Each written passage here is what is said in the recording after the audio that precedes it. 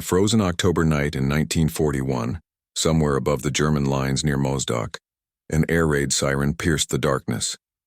Wehrmacht soldiers scrambled from their bunks searching the sky for the approaching bombers. They heard engines, a strange whispering sound like wind through fabric. Then silence, complete silence as the engines cut out. In that eerie quiet, bombs began falling. The soldiers called them Nachthexen, night witches. And they were terrified of them. These weren't the Luftwaffe's worst nightmare because of technological superiority or overwhelming firepower. These were young Soviet women, many still teenagers, flying obsolete biplanes made of wood and canvas. Aircraft so primitive they predated the war by nearly 2 decades.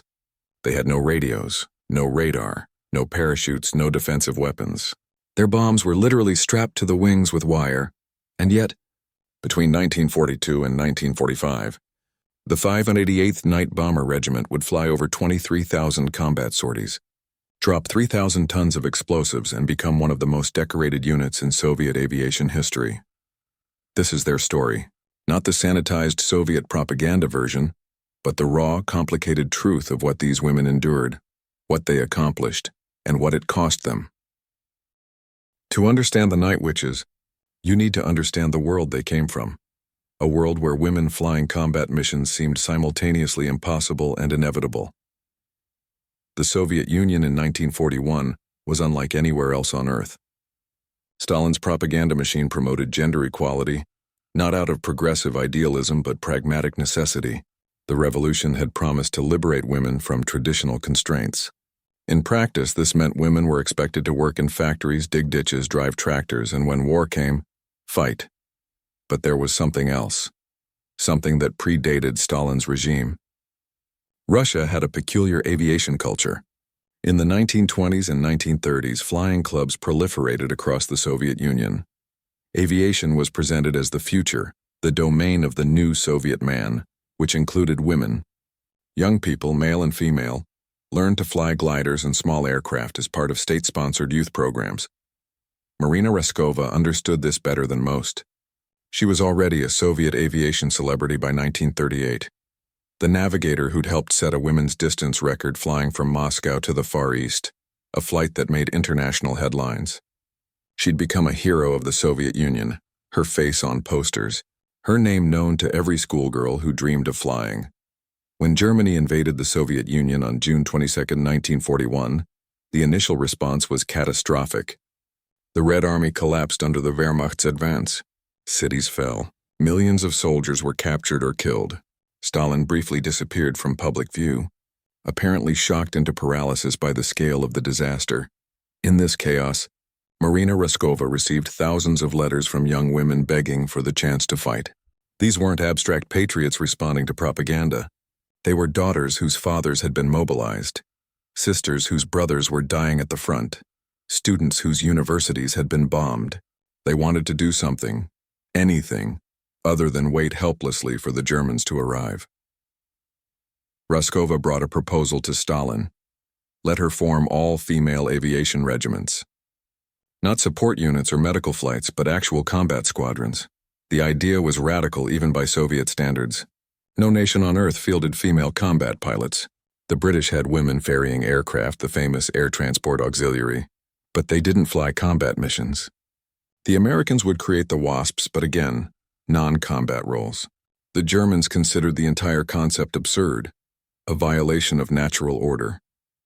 Stalin approved it. Whether from genuine progressive conviction or because he was desperate enough to try anything, we'll never know. On October 8, 1941, he signed Order 099, authorizing the formation of 3 all-female aviation regiments. One of these would become the 588th Night B0mb3r Regiment. The training facility was Engels, a town on the Volga River about 450 miles southeast of Moscow. In late 1941, it was bitterly cold, the kind of cold that makes metal brittle and fuel viscous. The women who arrived there were mostly in their late teens and early 20s. Many had flying experience from the aero clubs. Most had never seen combat. They would fly the Polikarpov Po-2, a biplane designed in 1928 as a trainer and crop duster. Imagine a larger, heavier version of a World War I aircraft. Open cockpit, fixed landing gear. Two wings stacked one above the other, fabric stretched over a wooden frame. Maximum speed 94 miles per hour. Service ceiling just over 10,000 feet. It was laughably obsolete. The Messerschmitt Bf 109, which the Luftwaffe was flying in 1941, could reach 390 miles per hour. A German fighter could literally fly circles around a Po-2. But obsolescence created opportunity. The Po-2 was too slow to trigger proximity fuses on anti-aircraft shells designed for modern aircraft. Its wood and fabric construction barely registered on radar. Its tiny engine was remarkably quiet, and it could take off and land from almost anywhere. Rough fields, dirt roads, cleared forest, most importantly, it was available. The Soviet Union had manufactured thousands of them. They were expendable. The women learned to fly these aircraft at night without instruments, navigating by landmarks barely visible in darkness, a river reflecting moonlight, the edge of a forest, the outline of a road. They learned to cut their engines at altitude, gliding silently toward targets before restarting the engine after dropping bombs. They learned that the optimal bombing altitude was somewhere between 2,000 and 3,000 feet, low enough for accuracy, high enough to escape the initial blast radius. The regiment's structure was unusual. Each Po-2 carried a crew of two, a pilot and a navigator. The navigator sat in the rear cockpit with a stopwatch, a map, and the bomb release lever. The navigator also doubled as the regiment's backbone, calculating approach angles, timing drops, keeping notes on winds and visibility. Every single person in the 5 8/8 was female. The pilots, the navigators, the ground crews who maintained the aircraft, the armorers who loaded bombs, the support staff. This wasn't window dressing or tokenism. These women did every job required to keep a bomber regiment operational, but they did it with modified equipment. The Po-2 had been designed for male pilots. The rudder pedals were too far apart for many of the women's shorter legs. The seat couldn't adjust. Many pilots flew with cushions behind their backs to reach the controls properly. Their boots, when they could get boots, were often several sizes too large. They stuffed them with newspapers. The uniforms were men's uniforms, typically too big. The women cut them down, tailored them as best they could. They weren't issued proper winter flight gear initially. Some flew in their regular uniforms with extra layers underneath, freezing in the open cockpits at altitude. The training was compressed. Normally, producing a combat pilot took a year or more. They had months. Some had weeks. The front was collapsing. The Germans were pushing toward Stalingrad. Every day mattered. By early 1942, the 588th Night B0mb3r Regiment was ready for combat. They were young, undertrained, flying obsolete aircraft with improvised equipment. They were about to enter one of the most brutal conflicts in human history. The 588th's operational pattern was unlike any other bomber regiment in any air force. They didn't fly one mission per night.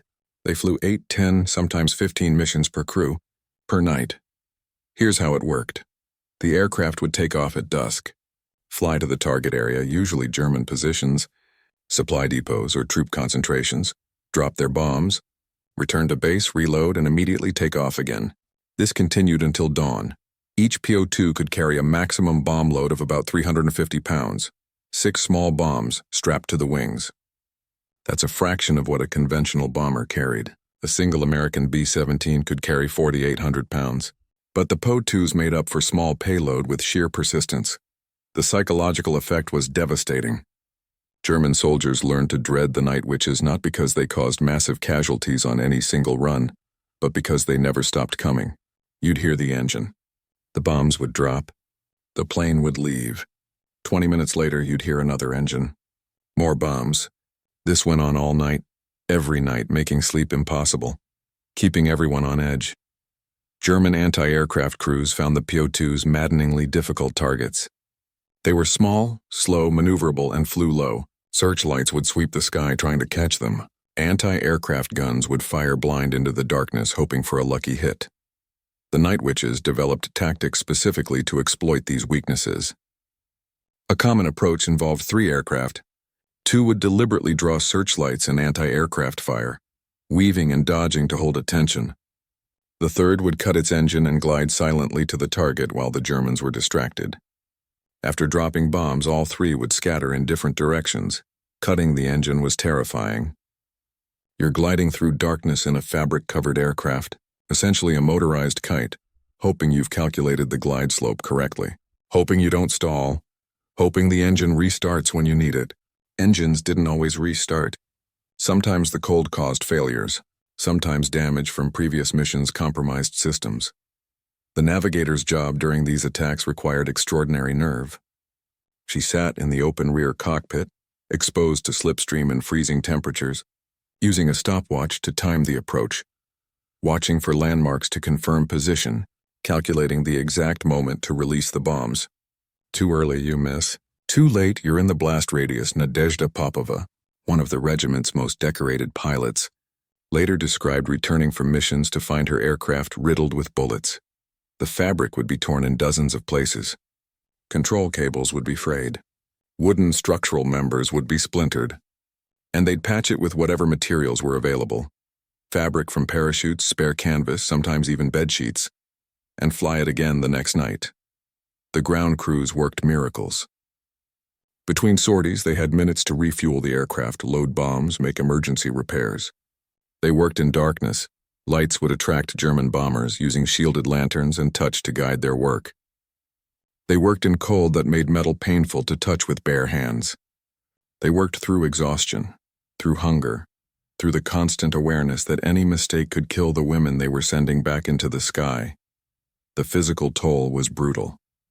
Flying 8 to 15 missions meant being airborne for most of the night. The pilots and navigators would stagger out of their cockpits at dawn, so numb with cold they could barely walk, their faces wind-burned, their hands cramping from gripping controls for hours. They'd sleep for a few hours, then do it again, and the casualties were constant. Not dramatic losses of entire squadrons, but a steady attrition. An aircraft would fail to return from a mission. Another would crash on landing after taking damage. A navigator would be killed by shrapnel while her pilot survived. A pilot would bring back a dead navigator. The regiment kept a list of the dead. It got longer every month. Let's be specific about what combat meant for these women. Yevgenia Zhigulenko, pilot, remembers the first time she saw a crewmate's aircraft hit. The searchlights caught them. For a moment I could see the plane clearly. The wings, the propeller, Maria's face in the cockpit. Then the anti-aircraft shell hit. The aircraft just came apart. It didn't explode dramatically like in films. It just disintegrated into pieces that tumbled through the air like leaves. Combat flying wasn't the only danger. The Po-2's open cockpit meant constant exposure to freezing temperatures. At altitude, even in summer, temperatures could drop well below freezing. In winter, they were Arctic. Frostbite was common. Pilots would land with fingers frozen to the control stick. The aircraft had no heating, no insulation. The women wore whatever they could, multiple layers of clothing, scarves wrapped around their faces, gloves that were thick enough to protect from cold but thin enough to maintain control feel. It was never enough. Natalia Mechlin, navigator, described the cold. Your face would go numb first, then your hands, even through gloves. Your feet would lose sensation, but you had to stay alert, had to keep track of position, had to watch for landmarks. If you lost focus, if you let the cold fog your mind, you'd miss the target or worse, fly into the ground. The missions weren't just cold and dangerous, they were disorienting. Flying at night at low altitude with minimal instruments created conditions for spatial disorientation. Pilots could lose sense of which way was up. Several crashes occurred not from enemy fire but from pilots becoming disoriented and flying into the ground. Fatigue compounded everything. A pilot might fly 10 missions in one night, sleep a few hours, then fly another 10 the next night. This continued for weeks, months. The cumulative exhaustion affected judgment, slowed reflexes, made errors more likely. And there was the psychological weight of watching friends die. The regiment was small enough that everyone knew everyone. When an aircraft failed to return, you weren't mourning statistics. You were mourning the woman who'd slept in the next bunk, who'd shared rations with you, who'd laughed at something ridiculous just hours before. Irina Rakobolskaya, chief of staff of the regiment, kept meticulous records.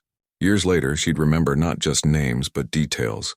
Who'd grown up where, who'd been afraid of heights initially but overcome it, who'd been planning to study engineering after the war. 23 women from the 588th were killed in combat. Not a huge number compared to male regiment's casualties, but devastating within a tight-knit group of fewer than 300. The Germans called them Nachthexen, night witches. Soviet propaganda embraced this, presenting them as fearless heroines who struck terror into the fascist heart. The reality was more complex and more human. The women of the 588th weren't superhuman. They were frightened, cold, exhausted young women doing an impossible job night after night. What made them remarkable wasn't absence of fear, but continuation despite it. Consider the mathematics of their service. Between June 1942 and May 1945, the regiment flew 23,672 combat sorties. That's an average of about 21 sorties per night, every night for 3 years. Some nights they flew more, some less, but the relentlessness is staggering. They dropped approximately 3,000 tons of explosives and 26,000 incendiary shells.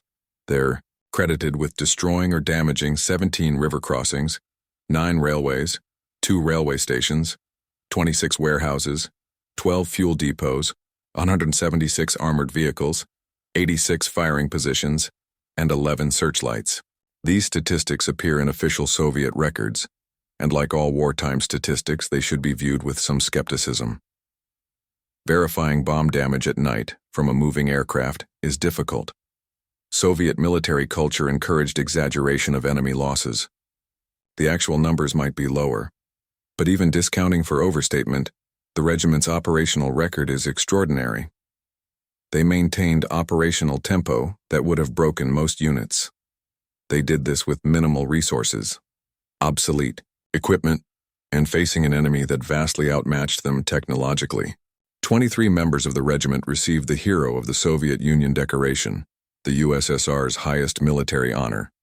Among them, Nadezhda Popova, who flew 852 combat missions, Yevdokia Bershanskaya, the regiment commander, Irina Sebrova, who completed over 1,000 sorties. These weren't paper awards for propaganda purposes. Soviet military culture was brutal about failure, but generally honest about success. Heroes of the Soviet Union were typically combat veterans with verified records of extraordinary accomplishment.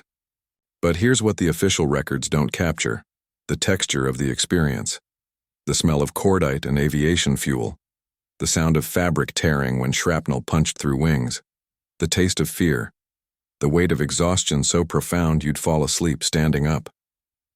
Yevgenia Zhigulenko, interviewed decades after the war, struggled to articulate what it felt like. People ask if we were afraid. Of course we were afraid, every night, every mission. But you don't think about fear when you're actually flying. You're too busy, navigating, watching for landmarks, timing the bomb drop. Fear comes after, when you're back on the ground and realize what could have happened. One aspect of the 588th that official histories often miss: the complex social dynamics of an all-female unit operating in a hyper-masculine military structure. The Soviet military in World War II was brutal, hierarchical, and deeply misogynistic despite official propaganda about gender equality. Women serving in other capacities, medical personnel, support staff faced constant sexual harassment, frequent assault, and systematic dismissal of their contributions. The 588th existed in a strange protected bubble. Their commander, Yevdokia Bershanskaya, was fiercely protective of her unit's independence. She fought to keep male officers from being assigned to command positions within the regiment. She argued that integration of male personnel would destroy unit cohesion. More honestly, she knew her women would face harassment and worse. This created a unique environment, a space within the military where women could operate without constant male oversight and interference. They weren't subject to the same sexual politics that plagued mixed-gender units. They could focus on the mission without navigating predatory behavior from officers and fellow soldiers. But this separation had costs. Other Soviet units sometimes refused to take them seriously. Male pilots would dismiss their accomplishments. Ground commanders would question whether these girls could actually accomplish tactical objectives. The Night Witches had to prove themselves repeatedly, in ways male pilots never did. Within the regiment, relationships were intense. These women lived together, flew together, faced death together night after night. Friendships formed that were deeper than typical military camaraderie. They became, in many accounts, more like sisters than comrades. There were also tensions. Not every personality meshed. The stress of combat operations amplified conflicts. Some women struggled with the pressure and were quietly reassigned. Others thrived, becoming the emotional anchors their squadrons depended on. Natalia Mechlin described the internal dynamics. We protected each other.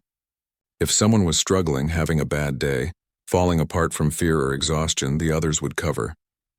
The ground crews would delay a mission to give someone extra rest. Navigators would take extra shifts so pilots could sleep. We understood that we survived together or died alone. This solidarity extended to defying orders when necessary. When commanders pushed for missions in impossibly dangerous conditions, squadron leaders would sometimes refuse, arguing the risk wasn't justified by potential gain. This kind of pushback from subordinate officers was unusual in the Soviet military, and potentially grounds for punishment, but it happened more frequently in the 588th than elsewhere, suggesting a different command culture. By late 1943, the war's momentum had shifted. Stalingrad had been won. The Wehrmacht was being pushed back. The Night Witches continued their nightly missions, but the character of those missions evolved. They were no longer desperately trying to slow an advancing juggernaut. They were supporting Soviet offensives, hitting German supply lines and rear areas as the Red Army pushed west. The mission parameters were the same, but the strategic context had changed from defensive desperation to offensive confidence. This shift brought new challenges. As the front moved west, the regiment had to repeatedly relocate to new airfields, often forward bases barely behind the fighting. These fields were crude, hastily cleared spaces with minimal facilities. The women lived in tents, dugouts, or requisitioned buildings. Medical facilities were scarce. Food was irregular. The physical conditions were, if anything, worse than earlier in the war. The infrastructure of the rear areas, such as it was, got left behind as they advanced. They were operating in territory recently contested, sometimes still being contested. German aircraft occasionally bombed their airfields. Artillery could reach their positions, but morale was higher. They were winning. The Germans were retreating. Every mission felt like contribution to eventual victory, rather than desperate resistance against inevitable defeat. Not that the missions got easier. German anti-aircraft defenses remained formidable. The Luftwaffe, though stretched thin, was still dangerous. Casualties continued. The difference was psychological. Losses felt like sacrifice toward victory rather than futile waste. In 1944, the regiment participated in supporting the Soviet advance through Ukraine, Belarus, Poland. Their targets shifted to railheads, bridges, troop concentrations, infrastructure that would slow German retreat and supply. These missions required precision. Hitting a bridge from a Po-2 at night demanded remarkable skill. The bombing techniques had evolved. Early in the war, they'd simply dropped everything in the general target area and hoped for hits. By 1944, experienced crews could calculate approach angles and release points with enough accuracy to reliably hit specific structures. The cost of this expertise was time and training that new crews didn't have. As veterans died or were injured, replacing them with pilots of equivalent skill was impossible. The regiment maintained operational capability, but the average experience level declined. More rookie mistakes, more accidents, more unnecessary losses. By 1945, the war in Europe ended. The 588th Night B0mb3r Regiment had survived. Survived is relative. The regiment lost 23 members killed in action. Dozens more were wounded. Many carried injuries that would affect them for life. Frostbite damage, hearing loss from engine noise, psychological trauma from 3 years of nightly combat. But they'd done what seemed impossible in 1941. They'd proven that women could fly combat missions, that obsolete aircraft could be effective weapons, that determination and innovation could overcome technological inferiority. The Soviet Union celebrated them.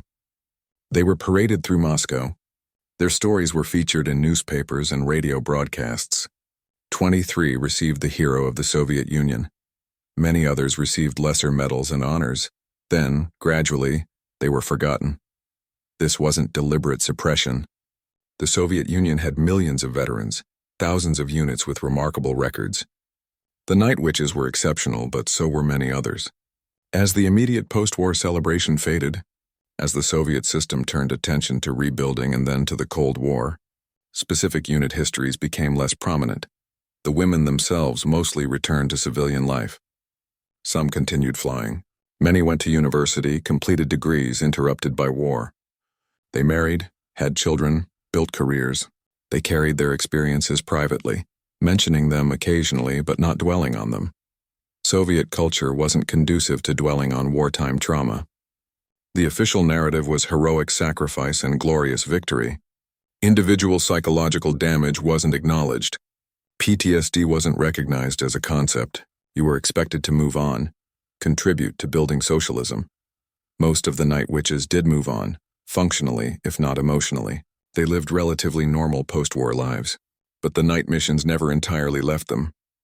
Decades later, veterans would describe nightmares, the sound of engines, the searchlights, the anti-aircraft fire. Nadezhda Popova, interviewed in her 70s, reflected, "People ask if I'm proud of what we did. Pride isn't the right word. We did what was necessary. What choice did we have? The Germans were destroying our country. We fought back with what we had. I'm glad we won. I'm sad for those who didn't survive to see it." For decades, the Night Witches existed primarily in Russian memory. Western historians, when they mentioned Soviet aviation at all, focused on male aces and major air battles. The idea of women flying combat missions was treated as curious propaganda or dismissed as exaggeration. This began changing in the 1980s and 1990s as archives opened and researchers gained access to Soviet military records. What they found contradicted Western assumptions. The 5/8 operational records were real. The combat reports checked out. The women had actually done what Soviet propaganda claimed, but even as historical acknowledgement grew, popular recognition lagged. Hollywood made dozens of World War II aviation movies, almost all focused on American or British male pilots. The few films featuring Soviet aviators rarely mentioned the Night Witches. Part of this was Cold War politics. Western audiences weren't interested in Soviet heroes. Part was gender bias, the idea that women in combat was somehow less authentic than male experience. Part was simple ignorance. The stories weren't widely known outside Russia. The veterans themselves became increasingly vocal as they aged. Having lived through Soviet collapse and witnessing their country's transformation, many felt freed to speak more openly about their experiences. Oral history projects in Russia and Eastern Europe recorded their testimonies. These interviews revealed complexity, absent from wartime propaganda. The women spoke of fear, of losses, of the cold and exhaustion. They also spoke of camaraderie, of pride in their accomplishments, of satisfaction in having contributed to defeating fascism. They pushed back against romantic narratives. Irina Rakobolskaya, the chief of staff, bristled at questions suggesting their service was somehow more noble because they were women. "We weren't flying missions because we were women. We were flying missions because we were Soviet citizens defending our country. Gender was secondary. Yet gender clearly mattered. Their experience was shaped by being women in a military structure designed for men, flying missions that military doctrine said women couldn't perform. They had to fight not just Germans, but assumptions about female capability." The Night Witches' legacy isn't primarily about gender equality, though they certainly demonstrated that women could fly combat missions as effectively as men. It's not primarily about technological innovation, though they showed obsolete equipment could be tactically effective with creative application. Their legacy is about human adaptability, about taking whatever tools you have and finding ways to accomplish the mission, about collective determination overcoming individual limitations. The Po-2 shouldn't have been an effective weapon. It was slow, vulnerable, lightly armed. But the women flying it turned limitations into advantages. Slowness meant enemy fighters overshot. Vulnerability meant flying tactics that minimized exposure. Light armament meant multiple missions per night to compensate. This kind of asymmetric warfare, using inferior resources to achieve strategic objectives through persistence and creativity, would become more common in later conflicts. But the Night Witches were among its earliest successful practitioners. They also demonstrated something about psychological warfare. The German soldiers who nicknamed them Nachthexen were afraid not because the Night Witches inflicted massive casualties on any single mission, but because they never stopped coming. Night after night the engines would return, the bombs would drop, sleep became impossible. This psychological dimension, using harassment and exhaustion to break enemy morale, was deliberate strategy. Soviet commanders understood that denying rest to frontline troops degraded combat effectiveness. The Night Witches were perfect for this mission. But understanding the strategic logic doesn't diminish what the women endured to execute it. They bore the physical and psychological costs of flying nightly missions for 3 years. They absorbed the casualties. They lived with the fear and exhaustion, and they succeeded. By any metric, missions flown, ordnance delivered, targets destroyed, decorations earned, the 588th Night B0mb3r Regiment was one of the Soviet Union's most effective aviation units. The last surviving Night Witch, Nadezhda Popova, died in 2013 at age 91. With her passing, the 588th moved from living memory into history. But before she died, Popova gave numerous interviews, spoke at schools, shared her story with anyone interested. She was asked repeatedly what she wanted people to remember about the Night Witches. Her answer was consistent. Remember that we were just women doing what needed to be done. We weren't heroes. We were frightened, cold, often confused, but we had a job, and we did it. That's all. This modesty was characteristic of the veterans. They resisted heroic narratives, preferred straightforward acknowledgement of service. They wanted credit for accomplishment without romanticism about the experience. What we should remember is this. Between 1942 and 1945, several hundred young Soviet women flew obsolete biplanes on nightly bombing missions against the Wehrmacht. They flew over 23,000 combat sorties. They earned 23 Hero of the Soviet Union medals. They proved definitively that women could perform combat aviation roles with distinction. They also paid a price we can barely comprehend. The cold, the fear, the exhaustion, the deaths of friends, the decades of carrying trauma they couldn't fully process or discuss. They gave years of their lives to a conflict that destroyed millions and reshaped the world. Somewhere above occupied Soviet territory, on thousands of frozen nights between 1942 and 1945, German soldiers heard the engines cutting out, heard the whisper of fabric wings gliding through darkness, and knew that bombs were coming. They nicknamed these unseen attackers Nachthexen, and the name stuck, partly from German respect for capable enemies, partly from genuine fear of women who attacked from darkness with obsolete aircraft and succeeded. The Night Witches flew on, through fear, through cold, through losses that never stopped accumulating. They flew because their country was being destroyed and they had the skills to fight back. They flew because their comrades depended on them. They flew because not flying meant surrender. And when the war ended, when the last mission was flown and the last bomb dropped, they landed their battered Po-2s one final time, climbed out of the open cockpits, and returned to being the women they'd always been underneath the mythology. Just women who'd done something extraordinary because the moment demanded it. That's the story. That's what we remember. The sound of engines in the dark, the whisper of wings, the bombs falling. The Night Witches.